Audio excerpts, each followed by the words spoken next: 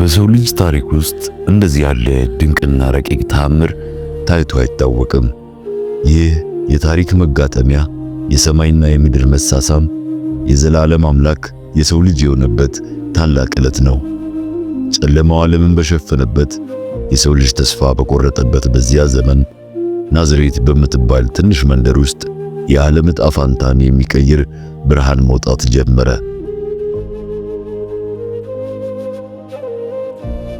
ይህ ታሪክ ስለ ስልጣንና ስለ ጦርነት አይደለም። ይህ ታሪክ ስለ ትህትናና ስለ ፍቅር ነው። አምላክ በግርማው ሳይሆን በሕፃንነት፣ በዙፋን ላይ ሳይሆን በበረት ተገለጠ። በናዝሬት የጀመረው ያ ዝምተኛ ሕይወት ዛሬም ድረስ የሰው ልጅን ልብ እያደሰ ይገኛል። አሁን የዓለምን ታሪክ ለዘላለም የለወጠውን ያንን ቅዱስ ጉዞ እንጀምራለን። ይህ የናዝሬቷ ማርያም፣ የጻድቁ ዮሴፍና የመድኃኒታችን የኢየሱስ ክርስቶስ ልደት ታሪክ ነው።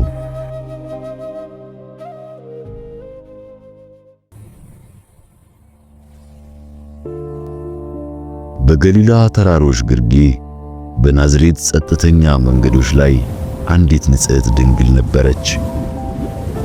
ማርያም የትህትና ተምሳሌት፣ የልቧ ቅንነት እንደ ማለዳ ፀሐይ የሚያበራ ነበር። በዚያች ዕለት ግን ተራው የናዝሬት አየር በሰማያዊ ግርማ ተሞላ።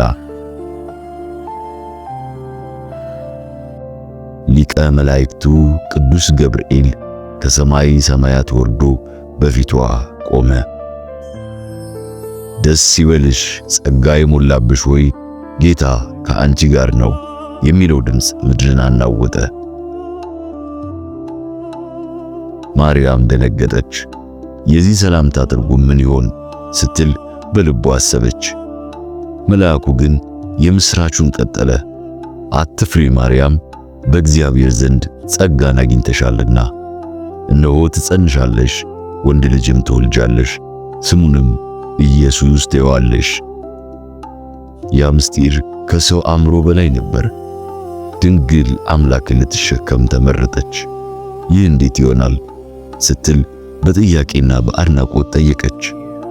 መንፈስ ቅዱስ በአንቺ ላይ ይመጣል፣ የልዑል ኃይልም ይጋርድሻል የሚል ምላሽ ደረሳት። ማርያም ራሷን ዝቅ አደረገች፣ ለዓለም መድኃኒት መገኛ ትሆን ዘንድ ተስማማች። እንደ ቃል ይሁንልኝ የሚለውን ቃሏ የሰው ልጅ የመዳን ደጅ ከፈተ። በዚያች ቅጽበት ቃል ሥጋ ሆነ። የማይወሰነው አምላክ በማኅፀን ተወሰነ። የሰማይ ሰራዊት በዝምታ አደነቁ። የምድርም ታሪክ ተለወጠ። ድንግሊቱ አሁን የእግዚአብሔር ማደሪያ ሆናለች። በናዝሬት መንደር ውስጥ ታላቅ ምስጢር ተቀበረ። ማርያም በጸጥታና በጸሎት ቀኖቿን ማሳለፍ ጀመረች። በልቧ ውስጥ የሚመላለሰው ስሜት ግን ከባድና ቅዱስ ነበር። ዓለም ገና ያላየችው ብርሃን በውስጧ እያደገ ነው። የማርያም እጮኛ ዮሴፍ ግን በታላቅ ጭንቀት ውስጥ ወደቀ። ማርያም ጸንሳ ሲያት ልቡ በሐዘንና በጥርጣሬ ተሞላ። ዮሴፍ ጻድቅ ሰው ነበር፣ ሊያዋርዳት አልፈለገም። ነገር ግን ሕጉ ያስገድደው ነበር። በምስጢር ሊተዋት አሰበ። በዚያች ምሽት ግን የሰማይ ደጅ ተከፈተ። የዮሴፍ አእምሮ በሐሳብ ማዕበል ሲናወጥ እንቅልፍ ወሰደው። የእግዚአብሔር መልአክ በሕልም ተገለጠለትና ዮሴፍ ሆይ አትፍራ አለው። ከእርሷ የተጸነሰው ከመንፈስ ቅዱስ ነውና ማርያምን ለመውሰድ አትፍራ። ዮሴፍ ከእንቅልፉ ነቃ፣ ጥርጣሬውም በብርሃን ተተካለት። እርሱም የዓለም መድኃኒት ጠባቂ፣ የሚስጥሩ ዘበኛ እንዲሆን ተሾመ። ከዚህ በኋላ ዮሴፍ አንድም ቀን አላመነታም። ከዛ ጀምሮ ማርያምን በክብርና በንጽሕና ተንከባከባት። የናዝሬት መንገዶች ግን ለዘላለም መጠለያ አልሆኑላቸውም። የቄሳር አውግስጦስ ትእዛዝ መጣ። ሁሉም ወደ ትውልድ አገሩ ሊመዘገብ ተነሳ። ዮሴፍና ነፍሰ ጡሯ ማርያም ወደ ቤተልሔም ረጅሙን ጉዞ ጀመሩ። በበረሃው ሐሩር፣ በሌሊቱ ቅዝቃዜ ውስጥ በትዕግስት ተጓዙ። ይህ ጉዞ ለሥጋ አድካሚ ቢሆንም ለመንፈስ ግን የትንቢት ፍጻሜ ነበር። ማርያም በአህያዋ ላይ ሆና ስቃዩን በትዕግስት ትወጣለች። ዮሴፍም በትሩን ይዞ ከፊት ይቀድማል። በዙሪያቸው ያለው በረሃ የእግዚአብሔርን ዝምታ ያስተጋባል። የቤተልሔም ኮረብታዎች ከሩቅ መታየት ጀመሩ። በየመንገዱ ያሉት ድንጋዮች የድካማቸው ምስክሮች ነበሩ። አሸዋው በነፋስ ሲበተን የመለኮትን ፈቃድ ይሸከማል። ዮሴፍ በልቡ ጸሎት ያደርጋል። ማርያምም በተስፋ ትጠብቃለች።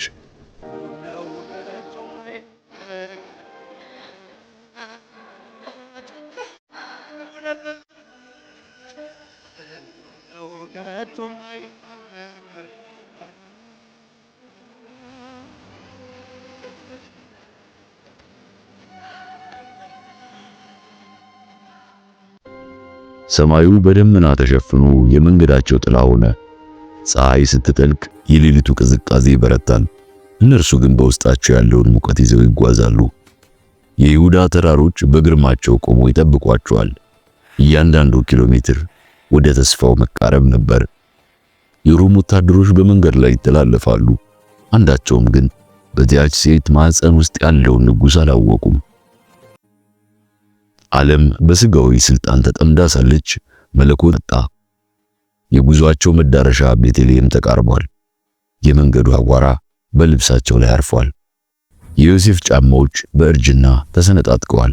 ማርያም ግን የድካም ምልክት አላሳየችም። በውስጡ ያለው ሕይወት ኃይል ይሰጣታል። የቤተልሔም መብራቶች በሩቁ ፈዘው ይታያሉ። የመመዝገቢያው ሰዓት ደርሷል። ድንቅ ተአምርም ሊሆን ነው። ቤተልሔም በእንግዶች ተሞልታ ነበር። ለድንግሊቱ ግን ቦታ አልነበራትም። ዮሴፍ በየቤቱ አንኳኳ። ቦታ የለም የሚል ምላሽ በየቦታው ተደገመበት። የዓለም ፈጣሪ ወደ ገዛ ቤቱ መጣ። ቤቱ ግን አልተቀበለውም። በመጨረሻም መጠለያቸው በረት ሆነ። በከብቶች መካከል ዋሻው ቀዝቃዛና ጨለማ ነበር፣ ነገር ግን ቅዱስ ነው። ዮሴፍ ትንሽ ፋኖስ ለኮሰ። ብርሃኗም በድንጋዩ ግድግዳ ላይ አረፈ። ማርያም በጭድ ላይ ተቀመጠች። ምጥም በረታባት። በዚያች ቅዱስ ምሽት ሰማይ ወደ ምድር ዝቅ አለች። ማርያም በዛ በረት ውስጥ ብቸኛ ልጇን ወለደች። የሕፃን የዓለም ብርሃን የነፍሳት ሁሉ እረኛ ነበረ። በጨርቅ ጠቀለለችው፣ በበረትም ውስጥ አስተኛችው። የነገሥታት ንጉሥ በግርግም ተኛ፣ ትሕትናም በምድር ላይ ነገሰ። በዚያች ቅጽበት በቤተልሔም ምድር ላይ ታላቅ ሰላም ሰፈነ። ከዋክብት ለፈጣሪያቸው ሰገዱ፣ ተፈጥሮም በዝምታ ደነቀች። ይህ በሰው ዘንድ ዝቅተኛ፣ በእግዚአብሔር ዘንድ ግን እጅግ ከፍተኛ ሥራ ነበር። መድኃኒታችን ክርስቶስ በድህነት ውስጥ ተገለጠ፣ እኛን ባለጠጋ ያደርገን። የዮሴፍ ዓይኖች በደስታ ባሞሉ። ማርያም ልጇን በፍቅር ትመለከተዋለች። በረቱ ወደ ሰማያዊ መቅደስነት ተለወጠ። የከብቶቹ ትንፋሽ ለሕፃኑ ሙቀት ሆነ። የእንስሳቱን ዝምታ ለጌታቸው ክብር ሰጠ።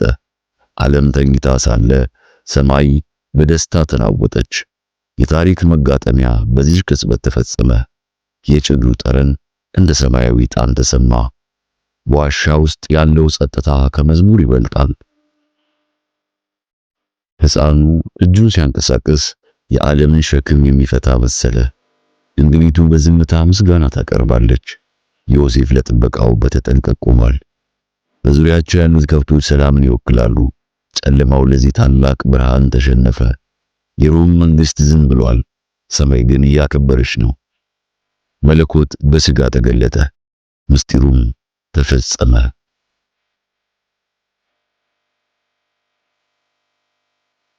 ማርያም ሕፃኑን በደረቷ ላይ አቀፈችው። የእናቱ ፍቅርና የመለኮት ኃይል ተዋሃዱ። የዳዊት ከተማ የዓለም ማዕከል ሆነች። በትንሿ በረት ውስጥ ትልቁ አምላክ አረፈ። የግርግሙ እንጨት የወደፊቱን መስቀል ያሳያል። የጨርቁ መጠቅለያ የንጽህና ምልክት ነው። ቤተልሔም በጸጥታ ተሸልባለች። የድህነት ምንጭ ግን መፍሰስ ጀምሯል። ዮሴፍ በልቡ እግዚአብሔርን ያመሰግናል። ማርያም ልጇን ስትስመው ዓለም ሁሉ ተባረከች። በዚያች ምሽት በሜዳ ላይ በጎቻቸውን የሚጠብቁ እረኞች ነበሩ። ድንገት የእግዚአብሔር ክብር በዙሪያቸው አበራ። መላእክቱም ታዩ። እረኞቹ በታላቅ ፍርሃት ወደቁ። መልአኩ ግን እንዲህ አላቸው፣ አትፍሩ፣ እነሆ ለሕዝቡ ሁሉ የሚሆን ታላቅ ደስታ የምሥራች እነግራችኋለሁ። ዛሬ በዳዊት ከተማ መድኃኒት እርሱም ክርስቶስ ጌታ ተወልዶላችኋል። በድንገትም ብዙ የሰማይ ሰራዊት ከመልአኩ ጋር ሆነው እግዚአብሔርን አመለኩ። ክብር ለእግዚአብሔር በአርያም ይሁን፣ ሰላምም በምድር ለሰውም በጎ ፈቃድ አሉ። እረኞቹ ሳይዘገዩ ወደ ቤተልሔም ሮጡ። መልአኩም እንዳላቸው አገኙ። ሕፃኑን በግርግም ተኝቶ ሲያዩት በደስታ ሰገዱለት። ያዩትንና የሰሙትን ሁሉ ለሰዎች ተናገሩ። ሁሉም በአድናቆት ተሞላ። ማርያም ግን ይህን ሁሉ በልቧ ተጠብቀው ነበር። እነዚህ ትሑታን እረኞች የመለኮትን ምስጢር በማየታቸው ተባረኩ። እረኞች ወደ በረታቸው ሲመለሱ ድምፃቸውን ከፍ አድርገው አመሰገኑ። የቤተልሔም ምሽት በሰማያዊ ዜማ ተሞላ። ምስኪኖቹ ሰዎች የንጉሡ የቅርብ ወዳጆች ሆኑ። እግዚአብሔር ዝቅተኛውን ከፍ አደረገ። የእረኞቹ ምስክርነት በከተማዋ ሁሉ ተሰማ። የልደቱ ዜና በድሆች መንደር መጀመሪያ ተበሰረ። ሕፃኑ ኢየሱስ በግርግም ሆኖ ዓለምን ሰላም ሰጣት። ጨለማው ለብርሃኑ ቦታውን ለቀቀ። በጎቹ በእረኞቻቸው መሄድ ግራ አልተጋቡም። ተፈጥሮ ሁሉ ለዚህ ታላቅ ልደት ተገዛች። የእረኞቹ ዱላ አሁን ለምስጋና ይውላል። የሜዳው አየር በቅዱስ መዓዛ ተሞላ። መላእክቱ ሲዘምሩ ኮከቡ ደምቆ አበራ። ሰማይና ምድር በአንድ ዜማ ተቀላቀሉ። በቤተልሔም ጎዳናዎች ላይ ጸጥታ ነግሷል። በእረኞቹ ልብ ውስጥ ግን እሳት ይነድ ነበር። ለጌታቸው ሰግደው ሲመለሱ ፊታቸው ያበራ ነበር። ማርያም የእረኞቹን ቃል በአንክሮ ትሰማለች። ዮሴፍ በልቡ እውነት ነው ይላል። እግዚአብሔር ምስክሮችን አዘጋጅቷል። ዝቅተኛው ማዕረግ በትልቁ ጸጋ ተሞላ። የእረኞቹ ምስጋና እስከ ሰማይ ደረሰ። የልደቱ ብርሃን መንገዳቸውን አበራ። መድኃኒቱ መምጣቱን ዓለም እንዲያወቀች በጎችና እረኞች በአንድነት ተደሰቱ። የእግዚአብሔር ሰላም በምድር ላይ ሰፈነ። ትሑታን የእግዚአብሔርን መንግሥት አዩ። ታሪኩ በእነርሱ እምነት ይበልጥ ደመቀ። ከሩቅ ምስራቅ የመጡ ጠቢባን ሰብአ ሰገል ኮከቡን እያዩ መጡ። ያ ኮከብ ተራ አልነበረም። የንጉሡን መወለድ የሚያበስር ሰማያዊ ምልክት ነበር። ወደ ኢየሩሳሌም ገብተው የተወለደው የአይሁድ ንጉሥ ወዴት ነው ሲሉ ጠየቁ። ንጉሥ ሄሮድስ ይህን ሲሰማ በታላቅ ቁጣና ቅናት ተሞላ። ሄሮድስ ስልጣኑን የሚቀማ ንጉሥ መምጣቱን ሲሰማ መንግስቱ ተናወጠች። ሂዱና ሕፃኑን ፈልጉት፣ እኔም መጥቼ እንድሰግድለት በማለት በተንኮል ተናገረ። ጠቢባኑ ግን ኮከቡን ተከትለው ሕፃኑ ወዳለበት ቤት ደረሱ። ኮከቡ ሕፃኑ ባለበት ቦታ ላይ ቆመ። ሰብአ ሰገሉ ወደ ቤቱ ገብተው ሕፃኑን ከእናቱ ከማርያም ጋር አዩት። በፊቱም ወድቀው ሰገዱለት። ሳጥኖቻቸውንም ከፈቱ። ወርቅ፣ ዕጣንና ከርቤን እንደ ስጦታ አቀረቡለት። ወርቅ ለንጉሥነቱ፣ ዕጣን ለአምላክነቱ፣ ከርቤም ለሞቱ ምልክት ነበር።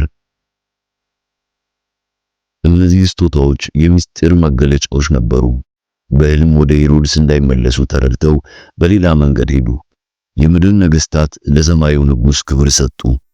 ኢየሱስ ክርስቶስ የዓለም ሁሉ ጌታ መሆኑ በሰብአ ሰገል ተመሰከረ። የጥበብ ሰዎች ለትክክለኛው ጥበብ ሰገዱ። ስጦታቸውም በታሪክ ዘመን ሁሉ ሲታወስ ይኖራል። ኮከቡ መንገዳቸውን መራ፣ ልባቸውም በደስታ ተሞላ። ሰማይና ምድር ለንጉሡ ምስክር ሆኑ። የፋርስና የባቢሎን ጠቢባን በትሕትና ተንበረከኩ። ወርቁ በግርግም ውስጥ ሲያንጸባርቅ የንጉሡን ግርማ አሳየ። ዕጣኑ በቤቱ ውስጥ ሲሸት መለኮታዊ ክብርን ገለጠ። ከርቤው የወደፊቱን የዓለም መድኃኒት ሞት አወጀ። ጠቢባኑ በሕፃኑ ፊት ትልቅ ምስጢር አዩ። የእግዚአብሔር ጥበብ ከሰው ጥበብ በላይ መሆኑንም ተረዱ። ወደ ሀገራቸው ሲመለሱ የተለዩ ሰዎች ሆኑ። ሄሮድስ በተንኮሉ ሲጠባበቅ እነርሱ አምልጠዋል። መለኮታዊ ጥበቃ በጠቢባኑ ላይ ነበረ። የስጦታቸው መዓዛ ለዘላለም ይኖራል።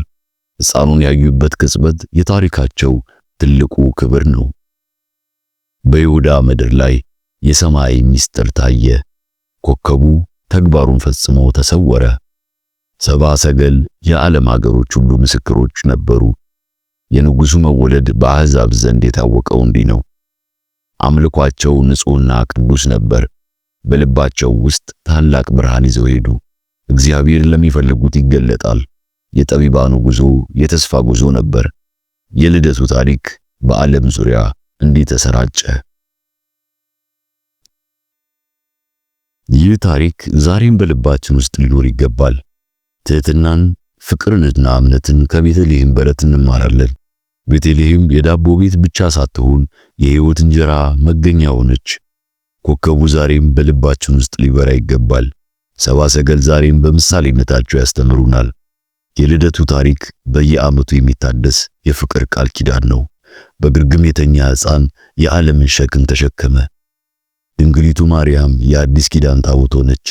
ዮሴፍ የጽናትና የታማኝነት አባት ሆኖ ቀጠለ። መላእክቱ ዛሬም ክብር ለእግዚአብሔር እያሉ ይዘምራሉ። እረኞቹ ዛሬም በእምነታቸው ይመሩናል። የልደቱ ብርሃን ከቤተልሔም አልፎ ዓለምን ሞላ።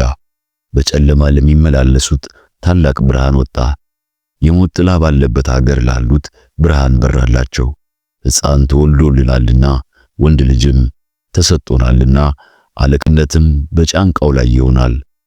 ስሙም ድንቅ መካር፣ ኃያል አምላክ፣ የዘላለም አባት ይባላል። የሰላሙ አለቃ ተብሎ ይጠራል። ለመንግስቱና ለሰላሙ ፍጻሜ የለውም። በዳዊት ዙፋንና በመንግስቱ ላይ ይነግሣል ከዛሬ ጀምሮ እስከ ዘላለም ድረስ። የእግዚአብሔር ቅናት ይህን ያደርጋል። ታሪኩ በሞት ሳይሆን በሕይወት ተፈጸመ። በቤተልሔም የተጀመረው ፍቅር ወደ ቀራንዮ ተጓዘ። ትሕትናው ለዓለም ሁሉ መድኃኒት ሆነ። ዛሬም በልባችን በረቱ ሊዘጋጅ ይገባል። ጌታችን በልባችን እንዲወለድ እንፍቀድለት። ይህ የታሪክ ትልቁ ተአምር ነው። ሰውና እግዚአብሔር የታረቁበት ድል ነው። ሰላም ለምድር ሁሉ ሆነ።